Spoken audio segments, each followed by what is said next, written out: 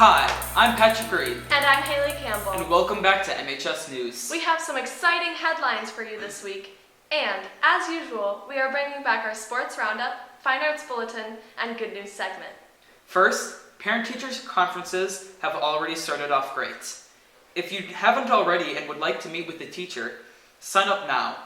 Parent-teacher conferences will be held again on Monday, October 19th, 4 p.m. to 7 p.m.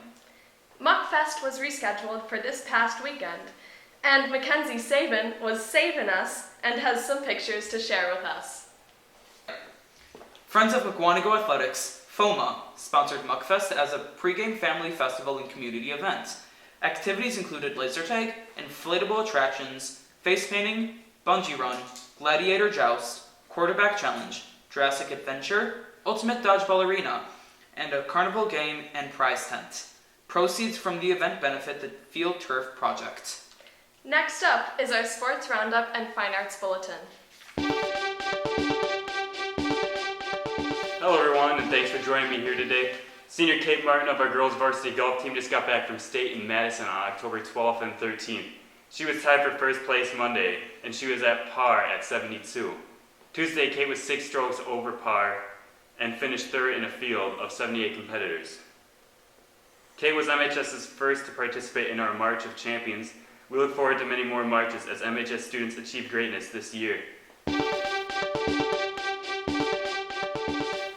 Kicking off the Fine Arts Bulletin is the MHS Band. They just had several large competitions this past October 9th and 10th. On Saturday, MHS competed at Sauk Prairie High School and took first in our class, winning Best Percussion Caption and Best Visual Caption. On Sunday, they competed against larger bands and took fourth in our class and fourth in percussion. Come out to see the band perform on the evening of October 22nd for their fall band concert in the MHS Center. The Spain trip for Spanish students has started to organize, holding informational meetings last week. Amanda Strzezuski has more information regarding the trip. Hi, this is Amanda Strzezuski, and I'm here with Ms. Ford to talk about the Spain trip. Can you tell me a little bit about that? Yep. This summer we've got 32 students and then 4 teachers, myself, Mrs. Spurstad, Mrs. Marble, and Mrs. Murphy from Parkview.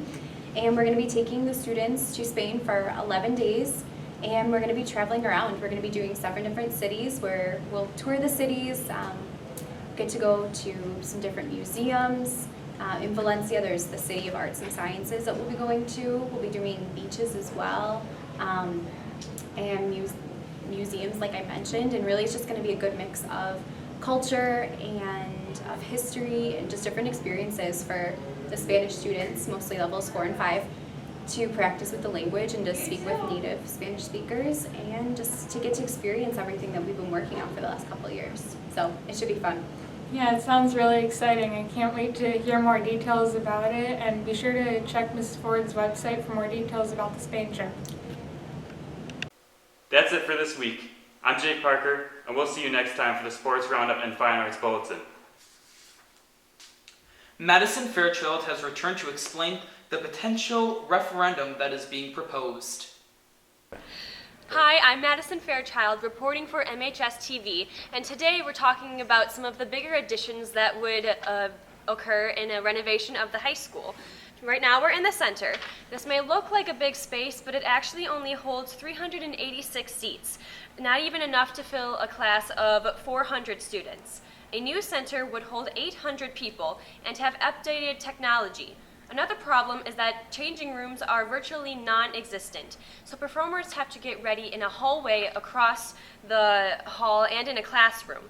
Another addition would be the music rooms. They have really bad acoustics and need more storage space for the instruments.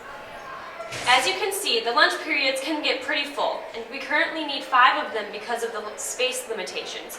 If we expanded the commons area, we could decrease the number of lunch periods to 2 or 3. This would allow students to take an 8-period schedule or a block schedule and be able to take more diverse classes at MHS. Speaking of classes, the upstairs hallways and rooms are often as crowded as the commons can be. There is little to no natural light, and that would be a focus of a new building. After the renovation, hallways and classrooms alike will have more group study areas and feel more open. The final large change that would come to our school would be a new gym or even a field house. Currently, some practices go to 9 or 10 at night because a large number of teams need to share the gyms.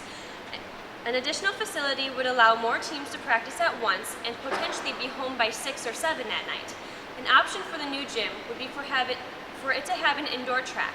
One of the benefits of that would be for making spring track practices and meets easier to host. Finally, graduation currently cannot be held on school grounds. The new gym would prevent us from having to leave Mukwonago to have graduation. All of these new additions would be offered for use to the many community programs that we have in Mukwonago. We get many questions about the funding for projects like this at Mukwonago.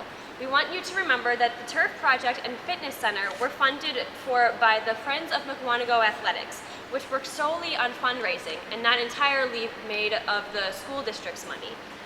For more detailed information about how this project would be funded, ask your parents. A survey was recently sent out to all households in the school district to get an idea for what the community would support. At this time, Mukwonago Area Schools is reviewing the data in regards to how to proceed. This has been Madison Fairchild reporting for MHS TV. That is a lot to consider. As Madison said, talk with your parents and go to our main district site. You'll find referendum information in the main banner at the top of the page. There is a link you can click to learn more.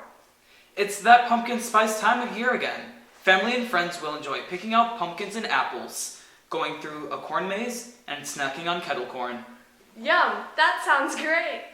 Elegant Farmer also has apple picking and fun fall treats, and is only about 10 minutes away from the high school on Highway ES. While you're there, pick up a famous apple pie baked in a paper bag, pick some apples, and just enjoy the fall colors. Nearby, Schuett Farms on Highway 83 and X has pick your own pumpkins and a corn maze which is open during the daylight hours and is not haunted. This year's maze design is The Farm. The Army Lake Camp Corn Maze is just a little past Elegant Farmer on Highway ES with directional signs. This is open Fridays 5 p.m. to 8:30 p.m. and Saturdays 11 a.m. until 8:30 p.m. They have concessions, barrel cars, a pumpkin patch, and hay wagon rides as well. I'm Patrick Green. And I'm Haley Campbell. Thanks for watching, and we'll see you next week.